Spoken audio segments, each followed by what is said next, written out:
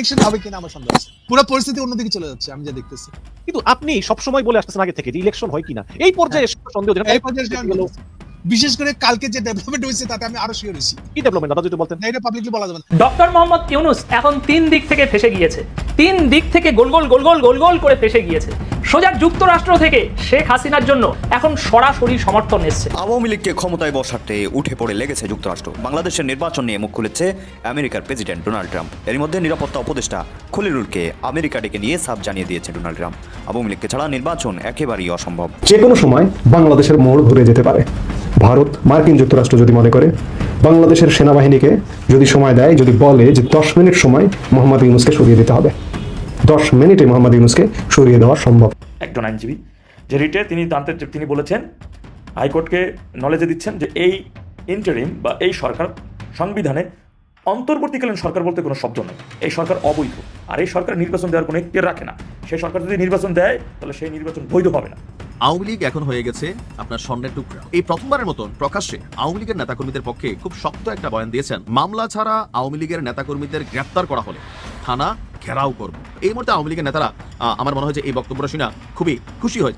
আওয়ামী লীগ বিহীন যদি নির্বাচন হয় তাহলে নির্বাচনের পুরো নিয়ন্ত্রণ থাকবে আওয়ামী লীগের হাতে। যে নির্দেশনা আসবে, আমি বিশ্বাস করি আওয়ামী লীগের ভোটার যারা আছেন তারা আওয়ামী লীগের এই সাংগঠনিক নির্দেশনা মানবেন এবং সেই মাফিকই তারা কাজ করবেন।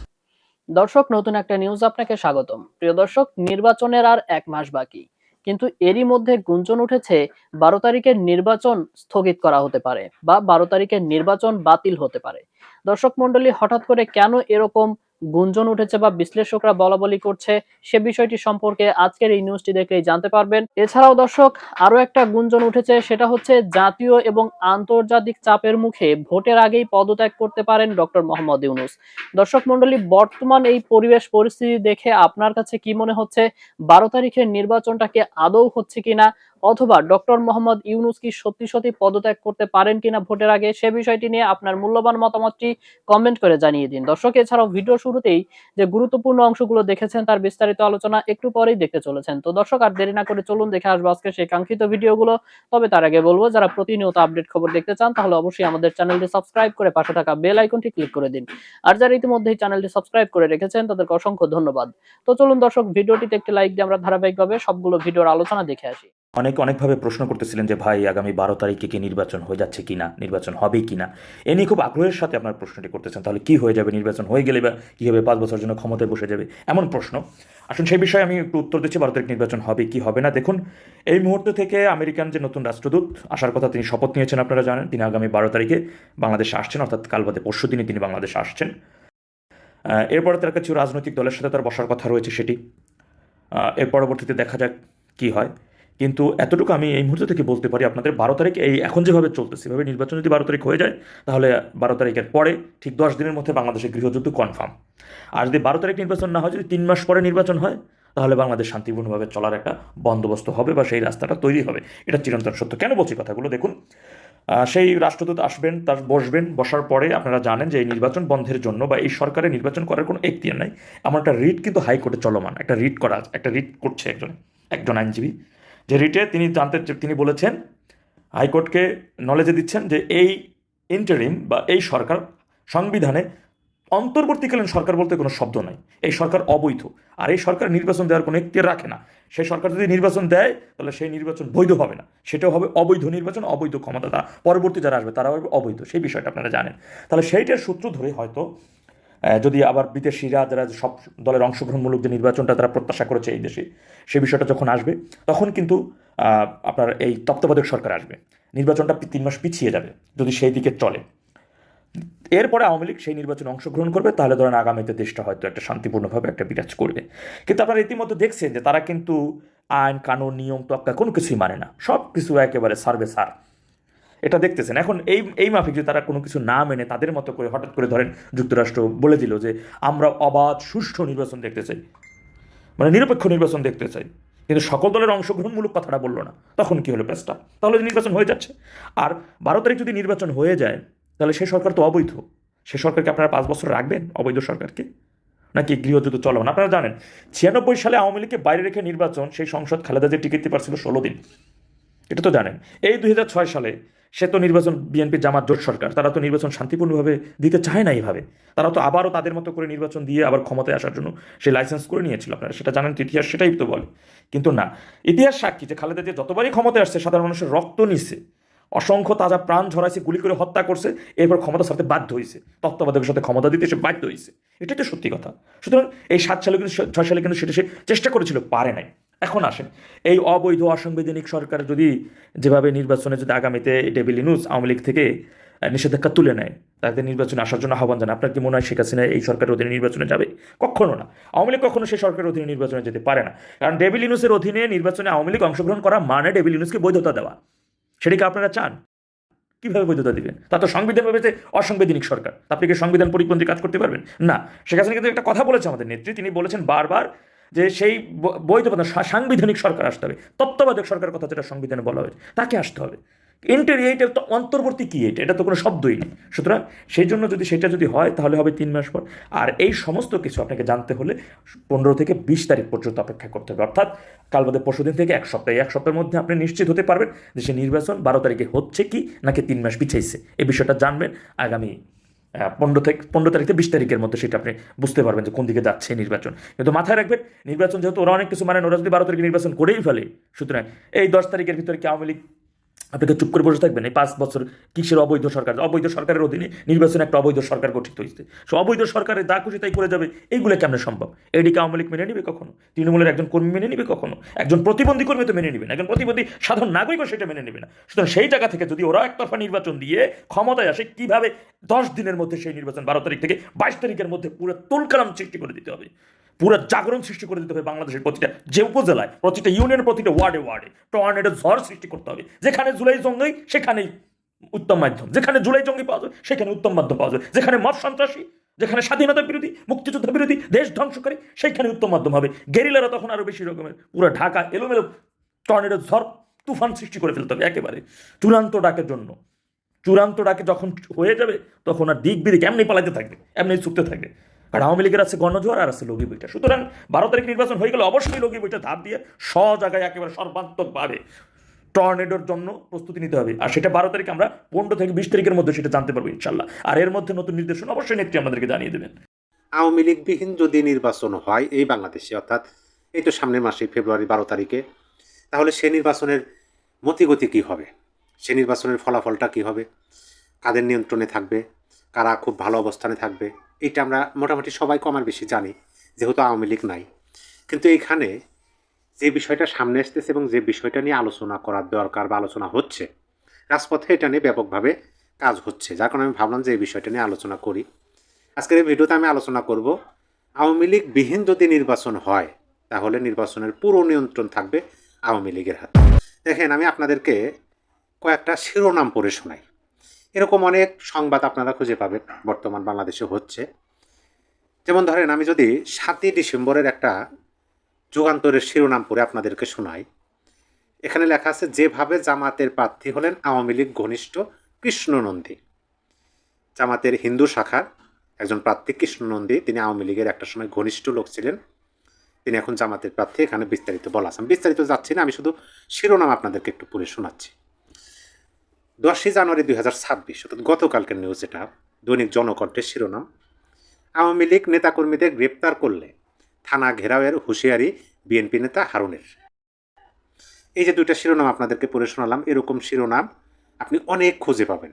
মানে অনেক বক্তব্য আমাদের সামনে আসতেছে, এখন আওয়ামী লীগের প্রতি সৌহার্দ্যপূর্ণ ব্যবহার দেখাতে চাচ্ছে। এটা আমি খারাপ হিসাবে দেখি না, কারণ বর্তমান সময় যদি আপনি দুইটা পক্ষ ধরেন, অনেক ছোট ছোট রাজনৈতিক দল আছে, কিন্তু আপনি পক্ষ দুইটা ধরেন, জামাতের নেতৃত্বে একটা পক্ষ, বিএনপির নেতৃত্বে একটা পক্ষ, এই দুইটা পক্ষের যদি আপনি নির্বাচনী কার্যকলাপ দেখেন, তাহলে তারা খুবভাবে আওয়ামী লীগের ভোটারদের, সমর্থকদের তারা আশ্বস্ত করার চেষ্টা করতেছে যে তারা তাদেরকে প্রোটেক্ট করবে, তাদেরকে সুরক্ষা প্রদান করবে, যে কোনো দিক থেকে, হামলা মামলা সকল কিছু থেকে, মব সকল কিছু থেকে তাদেরকে সুরক্ষা করবে। কিন্তু অপশন আছে একটা, আমাদের দিকে আসতে হবে। মানে এই যে সুরক্ষাটা প্রদান করতে চাচ্ছে কিসের জন্য? ওই যে একটাই বিষয়, ভোট। এখন যখন আওয়ামী লীগের ভোটের বিষয়টা সামনে আসে, তখন কিন্তু আমাদের অন্তত বিগত কয়েকটা নির্বাচনের আওয়ামী লীগের ভোটের ফলাফলটা সম্পর্কে জানা উচিত। তাহলে কিন্তু আমাদের আলোচনাটা আরও সহজ হয়ে যাবে।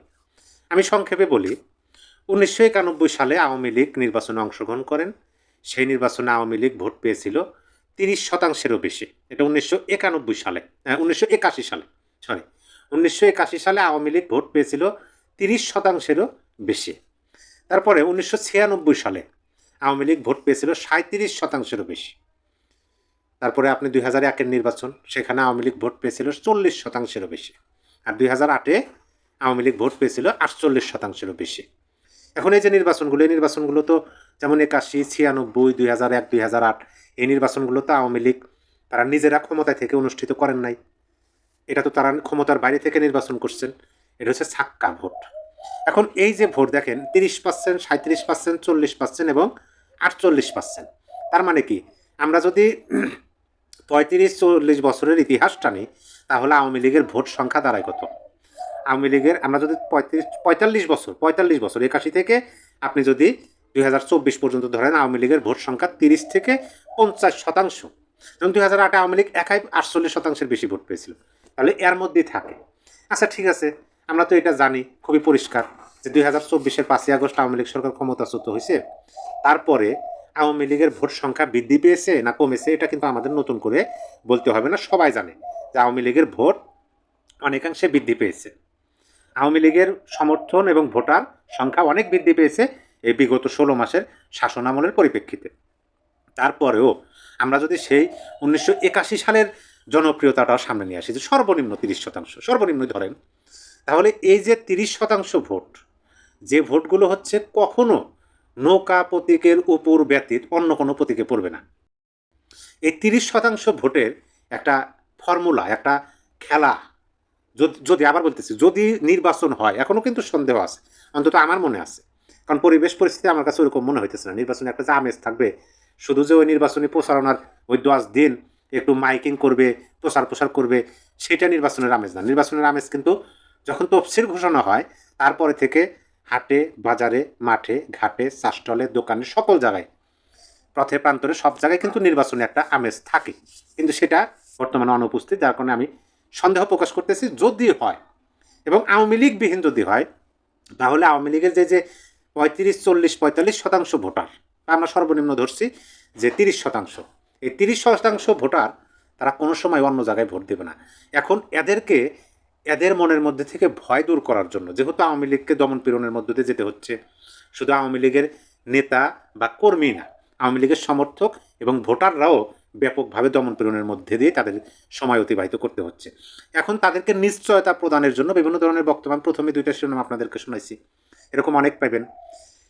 এই 30% ভোটে আওয়ামী লীগের যে ভোটাররা, অর্থাৎ আওয়ামী লীগের সাংগঠনিকভাবে যে নির্দেশনা আসবে, আমি বিশ্বাস করি আওয়ামী লীগের ভোটার যারা আছেন তারা আওয়ামী লীগের এই সাংগঠনিক নির্দেশনা মানবেন এবং সেই মাফিকে তারা কাজ করবেন। এখন যদি তাই হয়, যদি আওয়ামী লীগের ভোটাররা এই নির্দেশনা মানেন, তাহলে কিন্তু ওই খেলাটা ওই হাতেই চলে গেল, আওয়ামী লীগের হাতে চলে গেল, যে নির্বাচনের ফলাফল কি হবে, নির্বাচন কিভাবে হবে, নির্বাচন কতটুকু গ্রহণযোগ্যতা পাবে, ভোট কেন্দ্রে ভোটারের সংখ্যা, সমাগম কি পরিমাণ হবে, সকল কিছু নির্ধারণ কিন্তু আওয়ামী লীগের হাতে চলে যাবে নির্বাচনের সময়, আমরা দেখতে পাবো যদি নির্বাচন হয়।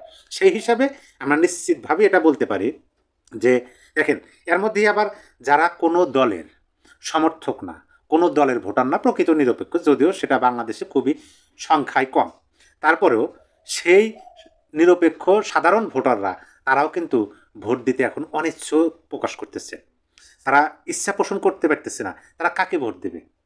প্রার্থী বেছে নিতে তারা হিমশিম খাচ্ছে, কারণ একটা সীমিত পরিসরের নির্বাচন হচ্ছে, ঢালাভাবে হচ্ছে না তো, যে সকল দলের অংশগ্রহণে অ্যাভেলেবল প্রার্থী আছে, ব্যাপক প্রতিদ্বন্দ্বিতা হবে, সেরকম না, একটা সীমিত বৃত্তের মধ্যে আনা হয়েছে। বোঝাই যাচ্ছে যে নির্বাচন কোনোভাবে অনুষ্ঠিত হলে কারা জয়লাভ করবে, সেহেতু ওই সাধারণ মানুষগুলো তারা কিন্তু একটু দ্বিধাদ্বন্দ্বের মধ্যে আছে। আর পাশাপাশি ধরেন বিএনপির ভোটার যারা, তারা বিএনপিকে ভোট দেবে, জামাতের ভোটার যারা, তারা জামাতেই ভোট দেবে, কিন্তু সংখ্যাগরিষ্ঠ পেতে হলে ওই সাধারণ মানুষের ভোট সমর্থন লাগবে। পাশাপাশি যেহেতু আওয়ামী লীগ নির্বাচনে আওয়ামী লীগ কাছতে দেওয়া হচ্ছে না, সেহেতু আওয়ামী লীগের যে ভোটারবৃন্দ আছেন তাদের সমর্থন প্রয়োজন হবে সংখ্যাগরিষ্ঠ হিসাবে নির্বাচিত হতে গেলে। অন্যথায় যা কিছু ঘটে যেতে পারে। তবে আমি এটা বলবো, ভোটের দিক দিয়ে, ভোটারের দিক দিয়ে যদি নির্বাচন হয়, তাও আবার আওয়ামী লীগবিহীন, তাহলে নির্বাচনের ফলাফল পরিপূর্ণ নিয়ন্ত্রণ চলে যাবে আওয়ামী লীগের হাতে। ইলেকশন হবে কিনা আমার সন্দেহ আছে। পুরো পরিস্থিতি অন্যদিকে চলে যাচ্ছে আমি যা দেখতেছি। ফলে ওদের মধ্যে এই জোটটাকে ভাঙনের আর কোনো সম্ভাবনা নেই। আমি একটা পুরো অন্যদিকে আলো ফেলছি আপনাদের জিনিসটাকে বোঝার ক্ষেত্রে। আপনি দেখতেছেন জোট টিকবে কিনা, আমি বলতেছি জোট টিকবে কিনা ওই পর্যায়ে নাই জিনিসটা। কিন্তু আপনি সবসময় বলে আসতেছেন আগে থেকে যে ইলেকশন হয় কিনা, এই পর্যায়ে এসে সন্দেহ এই পর্যায়ে আমি বলতেছি। বিশেষ করে কালকে যে ডেভেলপমেন্ট হয়েছে তাতে আমি আরো শিওর হয়েছি। কি ডেভেলপমেন্ট দাদা যদি বলতেন? না, এটা পাবলিকলি বলা যাবে না। পাবলিকলি যা দেখছেন তাই। পাবলিকলি দেখছেন কি আমি তালিকা দিয়ে দিই।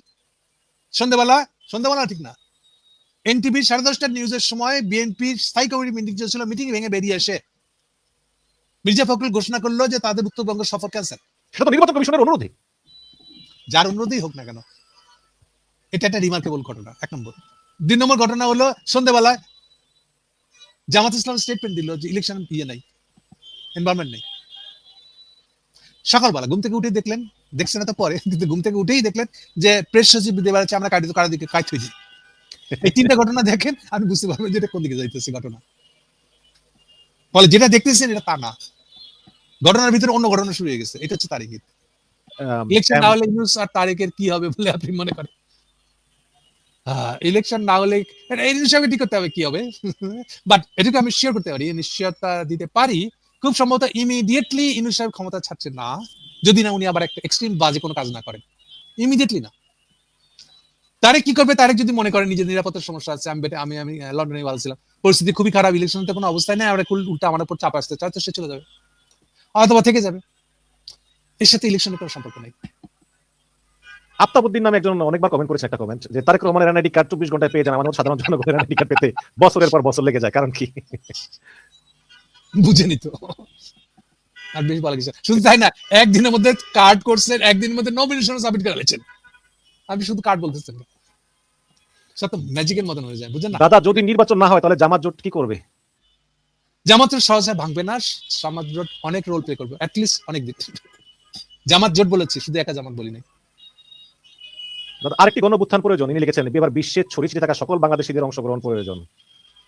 না, আবার কি অ্যানার্কিস্ট দেখতেছি, ট্রু অ্যানার্কিস্ট বাংলাদেশে অংশগ্রহণ প্রয়োজন। বাবা, অ্যানার্কিস্ট শব্দটা নেগেটিভ, ফলে এই শব্দ দিয়ে না বললে ভালো। আর একটা অভ্যুত্থান প্রয়োজন হয়ে যাবে, চিন্তা করেন না। আওয়ামী লীগের বি টিম বিএনপি, হ্যাঁ এইভাবেই সে দাঁড় করানোর চেষ্টা করছে, মুখে স্বীকার করে বা না স্বীকার করে। এখন অলরেডি এটা বিএনপির প্রার্থী যারা, তারা বলা শুরু করছে, এই হচ্ছে নিউ ডেভেলপমেন্ট, নিউ আগাইছে কত দূর, এটার মাপকাঠি হলো এটা। ওই যে চাঁপাইনবাবগঞ্জ হারুন অলরেডি বলা শুরু করছে না, আগে বলতো মির্জা ফখরুল, এখন শুরু হয়েছিল ঠাকুরগাঁ দিয়ে, এখন চাঁপাইনবাবগঞ্জ আইছে, বাকিটা ঢাকা ঢুকবে কখন তখন দেখে। একজন একটা কঠিন প্রশ্ন করেছেন, সেটা হচ্ছে ছোট জুলাই নিয়ে অনেক কনফিডেন্স ছিলাম, কিন্তু হতাশ মনে হচ্ছে, কাউকে পাওয়া যাচ্ছে না যে দ্বিতীয় জুলাই শুরু করার মতন। আমরা কি আদৌ, আমি মনে করি যদি আপনারা স্ট্রংলি ধরে বসে থাকেন, আমরা অবশ্যই জিতব। আমার মনে হয় আমি উত্তর দিয়েছি আপনাকে। Thank you. নেক্সট। দাদা, what happens if Tareq Rahman and Dr. Yunus negotiations fail? Does that mean that there will be election on 12 of February? উনি ইলেকশন থেকে সিলেকশন লিখে ফেলেছে। আমি যতটুকু জানি অ্যাজ ইনফরমেশন, তারেকের সাথে ইউনিসের কোন ডিলের সম্ভাবনা আস্তে আস্তে নাই হয়ে গেছে। কিছু কিছু আছে, কিন্তু হবে কিনা অন্তত ইউনুস সাহেবের দিক থেকে ইউনুস মনে করে না যে কোনো সম্ভাবনা আছে। আমি যতটুকু ইনফরমেশন রাখি, এগুলো একটা। সেকেন্ড, এর মানে কি হয়ে গেল না, যদি নেগোসিয়েশনটা ফেল করে তাহলে তো আর এই 12 ফেব্রুয়ারি সিলেকশনের তো সুযোগ নেই। সিলেকশনটা তো ওটারই পার্ট, যদি নেগোসিয়েশন হয় তাহলে তার পার্ট ছিল ওইটা। তাহলে যেহেতু নেগোসিয়েশনে হচ্ছে না, ফলে সিলেকশনের সুযোগ নেই, এই জন্য তো এইবার আসেন ইলেকশন কেন হবে না, আশা করি বুঝতে পারছেন আপনি। তো দর্শক, দেখলেন আজকের সবগুলো ভিডিও। আর এই ভিডিওগুলো সম্পর্কিত যদি কোনো তথ্য বা মতামত থাকে তাহলে তো অবশ্যই কমেন্ট করে জানিয়ে দিন। আর এতক্ষণ সাথে থাকার জন্য ধন্যবাদ। নিউজ শেষ করছে এখানেই, ফিরছে আগামী ভিডিওতে নতুন কোনো টপিক নিয়ে। আল্লাহ হাফেজ।